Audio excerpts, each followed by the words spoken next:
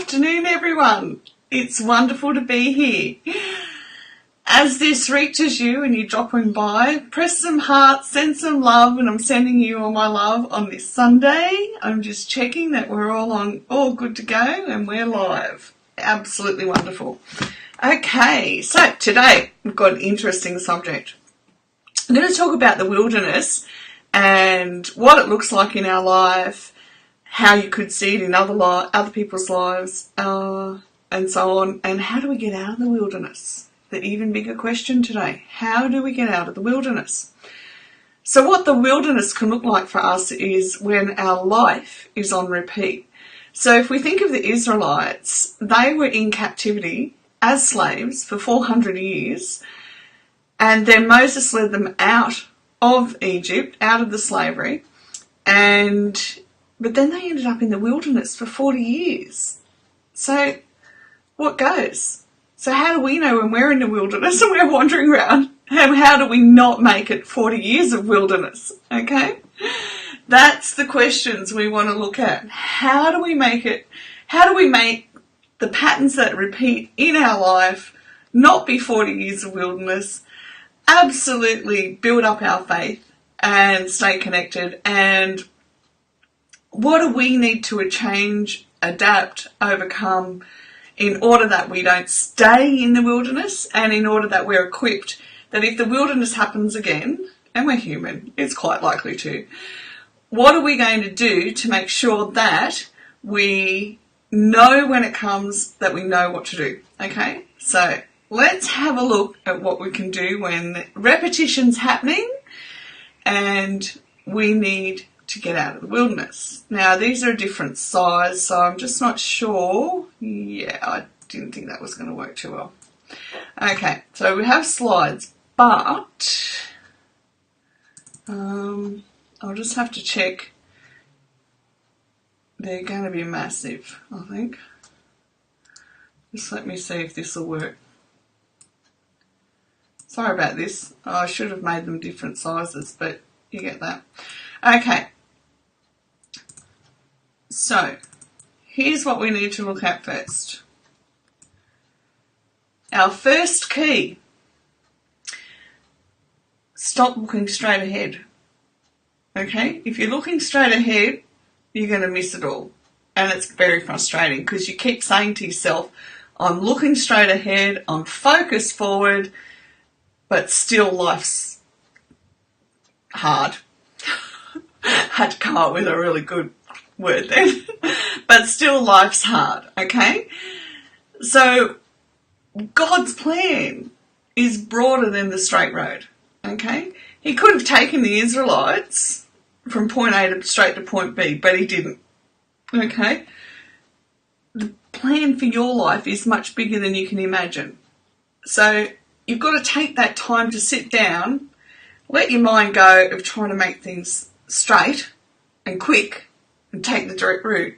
Because what you're going to do is sit in your heart, and that's why we do our meditations, sit in our heart to see what's the one next thing I need to work on, character development, what's the one next thing I need to admit to ourselves. Because let's face it, a lot of what we do in here is so that we take a good look and admit what's happening for ourselves, but we can only do that from our heart, not from the logic.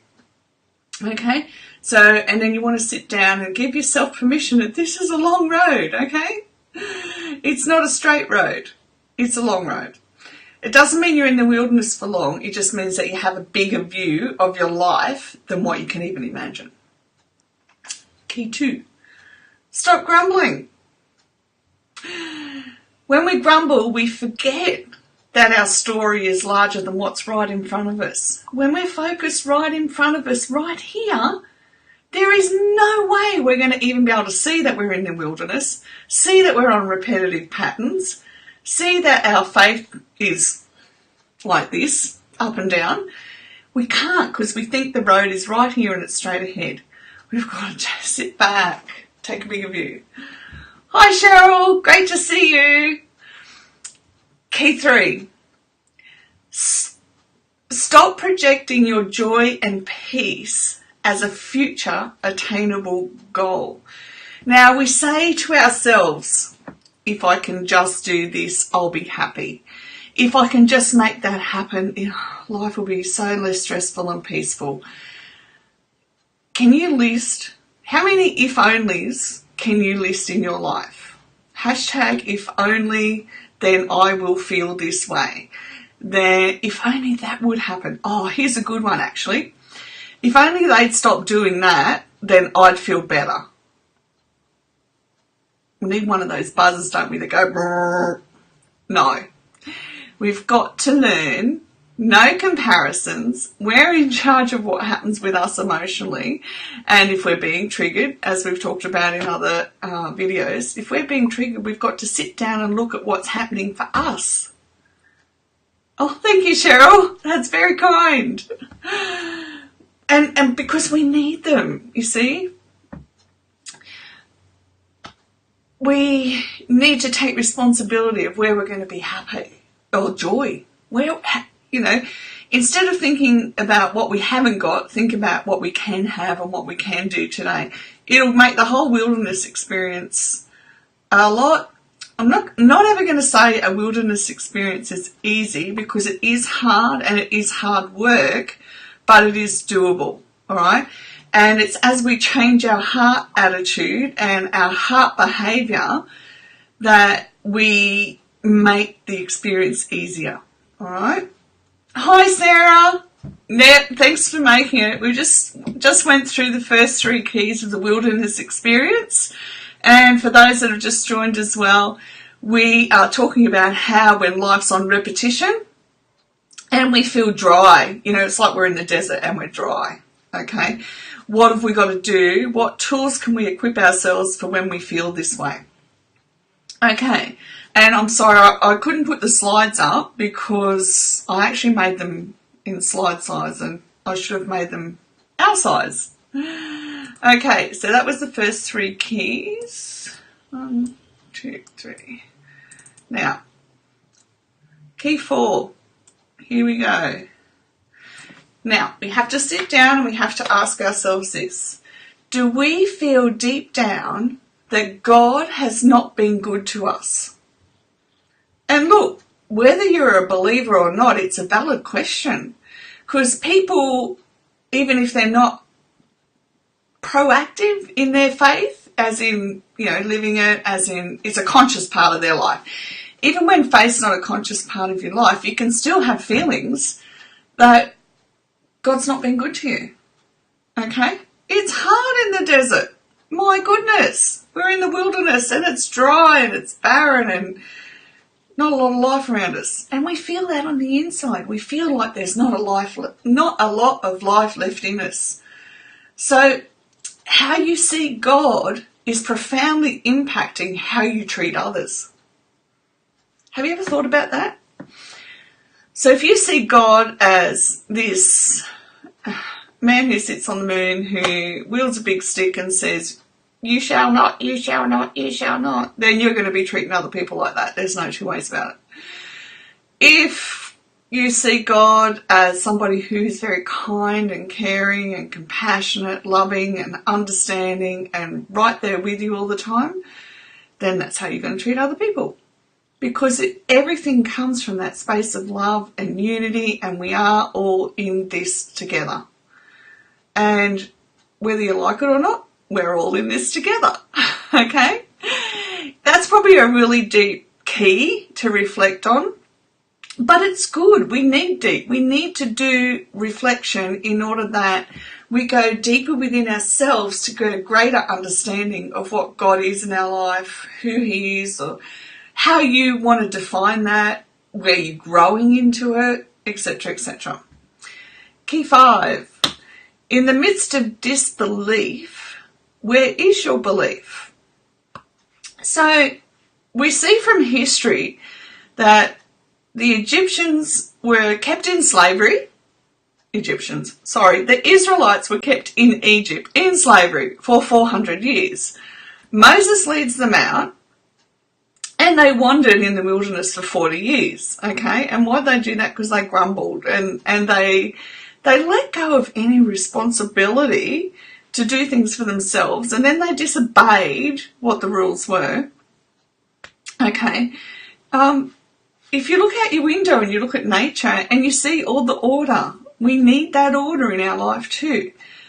But out of all of them, then Moses sent out 12 guys, okay, to scout the surrounding area and see, okay, how do we take it over? What are we up against? Etc., etc. Now, 10 out of those 12 came back and grumbled and moaned. It was hopeless. Can't do it, etc., etc. 2 of them came back, and Joshua and Caleb came back and said, all good, positive. They had great experience, we can do this, etc., etc. Their belief, okay? So their belief from within was focused forward, we're doing this, and they had very passionate about it. So where is your belief in what is possible in your life?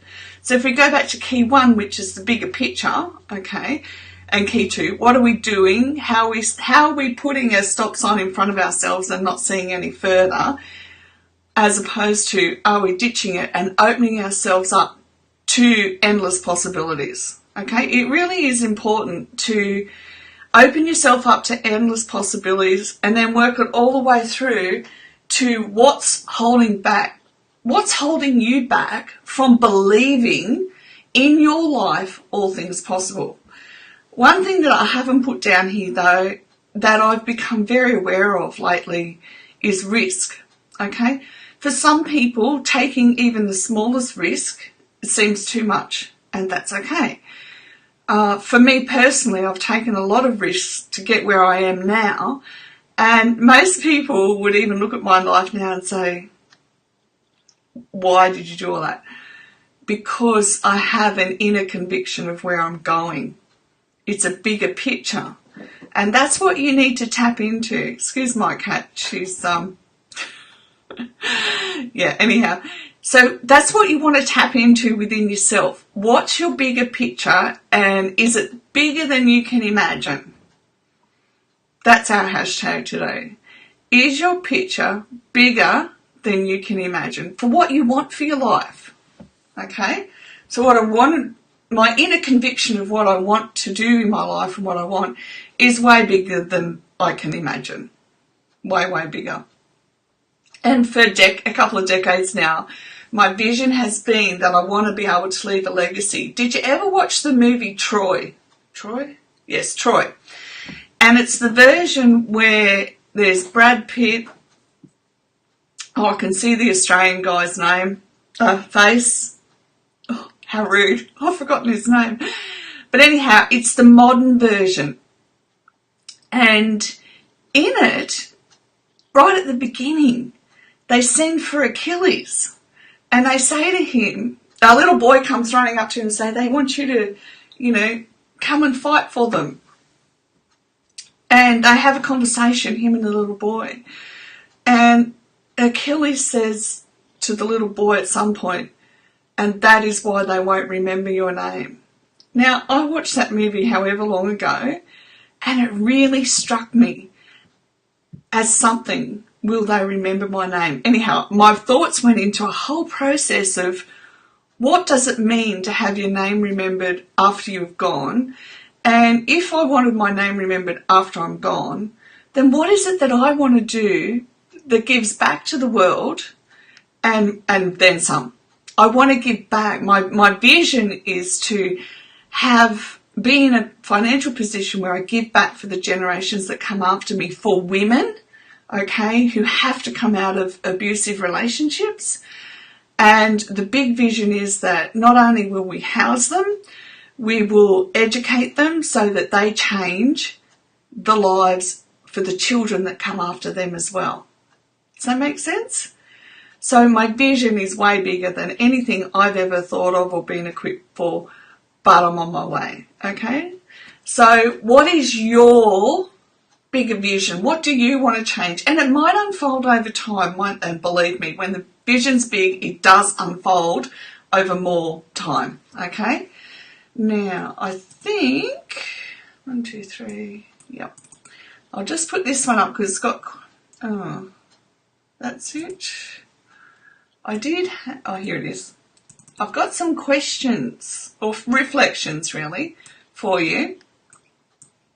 So, now that we've talked a lot about the wilderness, we want to say, okay, the wilderness is hard, so take one next step. If you were to take one next step, what would it be?